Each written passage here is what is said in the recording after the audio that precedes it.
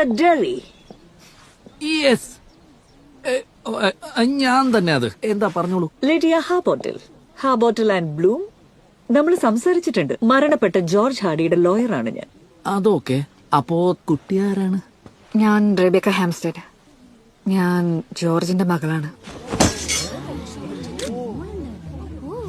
ഒരിക്കലും പ്രതീക്ഷിക്കാത്ത ഒരാള് കടന്നു വന്ന് പെട്ടെന്നെല്ലാം മാറ്റിമറിക്കും. അത് നിങ്ങളുടെ ഫോൺ നമ്പർ അല്ലേ പേജിന്റെ ഏറ്റവും താഴെ കാണുന്നത്? അത് വെച്ചാ നിങ്ങളെ ഞാൻ വിളിച്ചത്. എന്റെ ഡിറ്റക്റ്റീവ് ബുദ്ധിയാ. സാർ അതിന് ഡിറ്റക്റ്റീവ് അല്ലല്ലോ.